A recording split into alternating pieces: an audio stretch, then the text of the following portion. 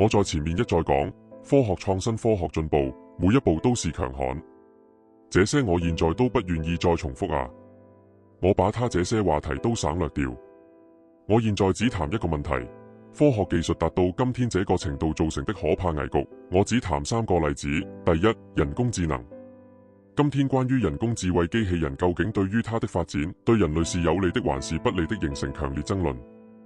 我先說一下人工智慧研究方面或者預言方面。最著名的一個人叫庫茲威爾，他寫過一本書叫《奇點臨近》，我建議大家有空讀一下。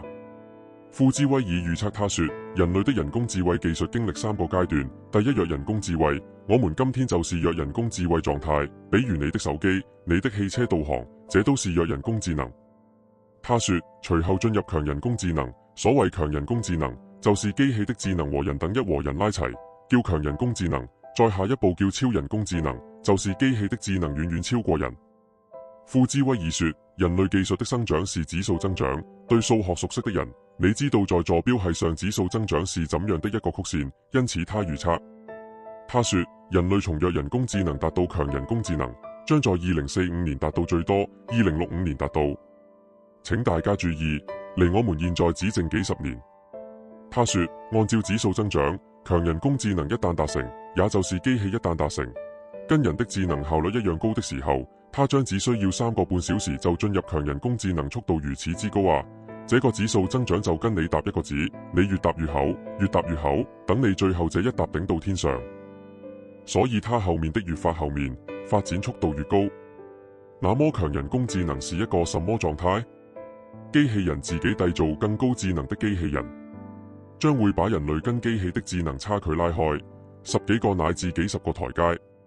我簡單說一下，智慧台階雞比螞蟻高一個台階，豬和狗比雞高一個台階，猴子比豬狗高一個台階，人比猴子高一個台階。他居然在幾個小時把他的智能拉開，比人高幾十個台階。他看你連豬狗都不如，也就是他在想什麼你都不知道。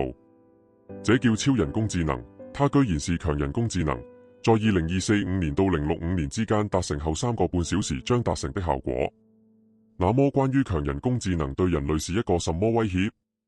西方學界分成兩派，65%的學者包括庫茲維爾樂觀派認為，人類從此進入永生和控制整個宇宙的時代非常樂觀。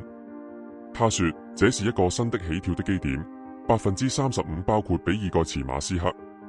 霍金在這35%中是悲觀派，可是大家要知道，不管是樂觀派還是悲觀派，他們都是無猜，他們都沒有任何根據。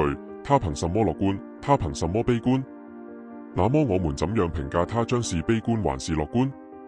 我們必須有一個基礎理論作為終極尺度。當第二代常原理這把尺子打造出來的時候，我可以斷定它是悲觀結局，也就是機器人一定對人類的存在構成巨大威脅。有人寫文章非常生動，講這種威脅可能怎樣實現啊？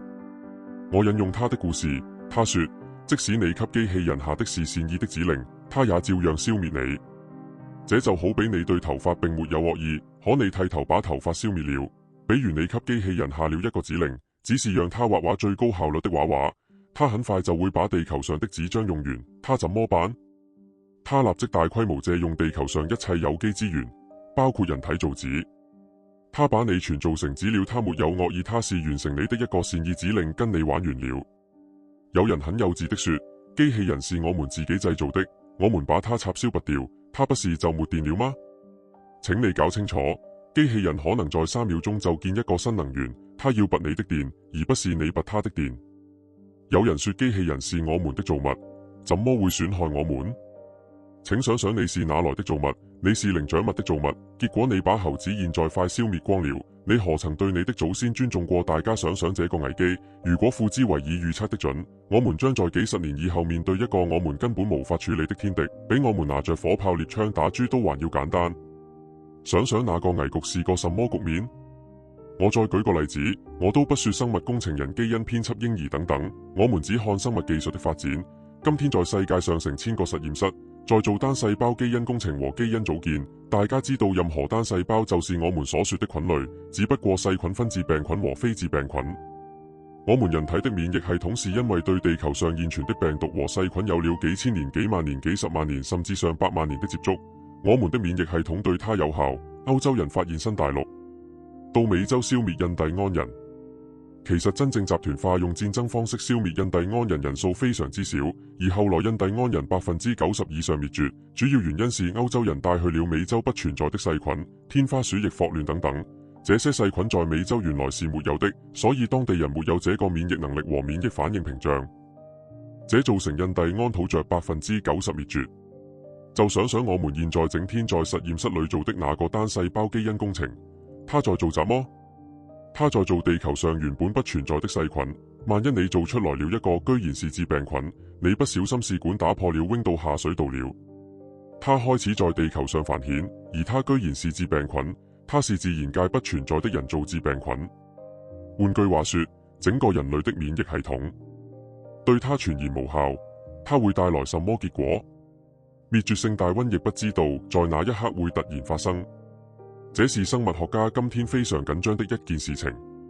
這生物技術大家在看核電站核廢料，我在前面講老子課的時候提過人類沒法處理。要知道一個200-200萬千瓦的核電站每年產生30噸核廢料，一個核電廠有效使用40年1200噸核廢料。如果核廢料人類沒法處理，埋到地下，最終也會污染地下水，而地下水和地表水是交流的。那麼大家知道核廢料傷人是個什麼狀態？10微克核廢料就足以置一人於死命。